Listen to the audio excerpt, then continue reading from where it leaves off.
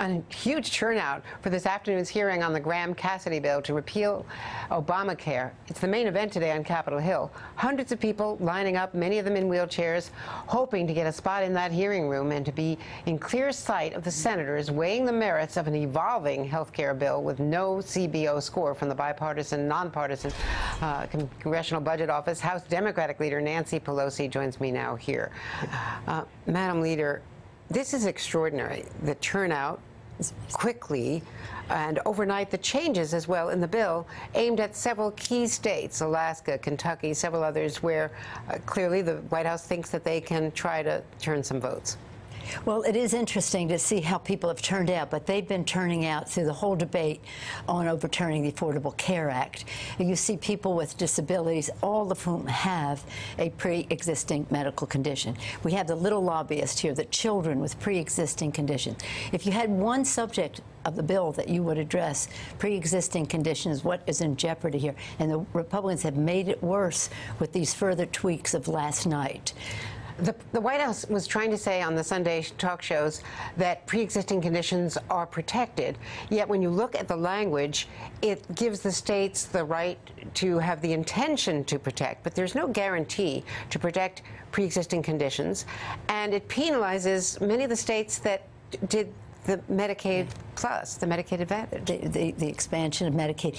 The fact is that what they've done in this bill is as bad as the other bill was. They've made it worse in terms of pre-existing conditions, just to stay on that. In terms of Medicaid, which affects many people with pre-existing conditions, it makes matters worse. But it's interesting to note the following. When they say people are covered with pre-existing, you can get insurance for pre-existing conditions. If you happen to have advanced cancer, it'll cost you over nearly $150,000. So it prices doesn't mean them an insurance company won't sell it to you. It just means that under the Affordable Care Act, they could not discriminate on the basis of price.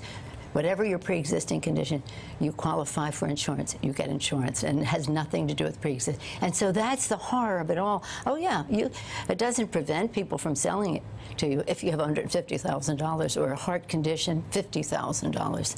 I don't know who they're talking to, but that isn't a guarantee of access to if you have pre-existing conditions. If it passes the Senate, if they get those 50 votes this week, and the deadline is Saturday, September 30th, after which they would need 60 votes. So that is the effective deadline.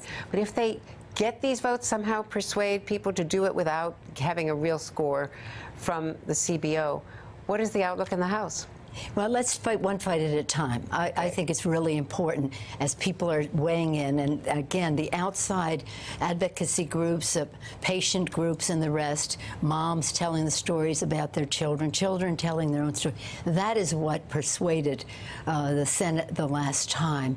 We hope that that will have an impact, that the people's voices will be heard. As we do our inside maneuvering, that outside mobilization is essential. So I'm confident that it will be defeated, but it's not over yet, because as you say, they're proffering things, and it's so transparent.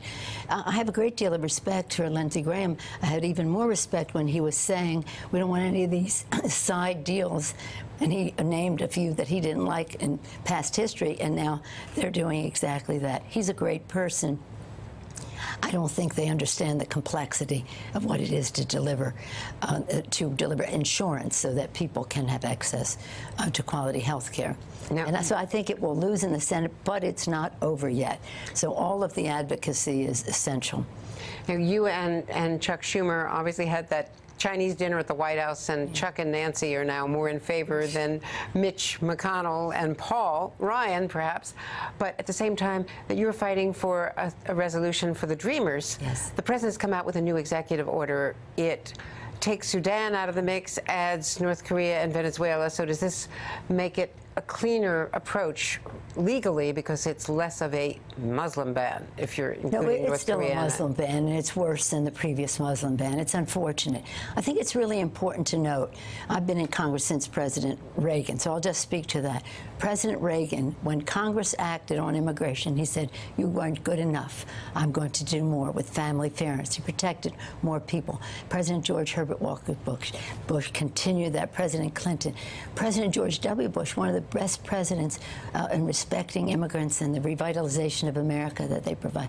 President Obama following in that tradition. This is the first president in 30 years or longer, but just in this modern time, who has been anti-immigrant, and it's really a very sad thing. Now, hopefully he'll be pro-dreamer, and that will take him down a path to comprehensive immigration reform and understanding that the optimism and hope and courage of newcomers to our country are what make America more American. Now, the North Korean rhetoric from both sides, but now today the North Korean foreign minister saying that President Trump's tweets and his speech were a declaration of war against North Korea, and that they have all options and that they are going to respond against our bombers. The President of the United States is we've always said, the leader of the free world. The President of the United States, I hate to see him giving a platform to Kim Jong-un. It's really, he's so beneath the dignity, Kim Jong-un, of this discussion about the safety of the world. You've been to North Korea. I have. I'm one of the few people in Congress who's been to Pyongyang. And what I'm concerned about is the following. I think that Kim Jong-un is a bully. I don't think he's going to ever do any of these things. Anything he does has a return address, so he must know that it's bad news for his people should he do anything. But what I'm concerned about, when I was there, what they told me is we talked to them about stopping their missile production. They said, we just make them to sell them. You want to buy them, we'll sell them to you. I'm concerned about Kim as a proliferator and buying this stuff. This is his dog and pony show. He's showing people that I have the technology, I have the scientific know-how, I have the launch capacity.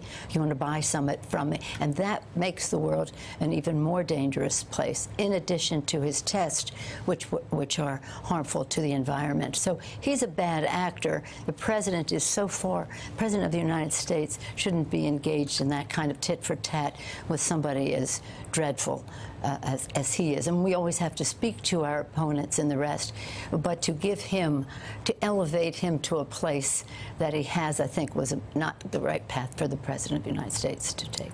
Nancy Pelosi, the Democratic leader, thank you so much. Thanks for being with us today.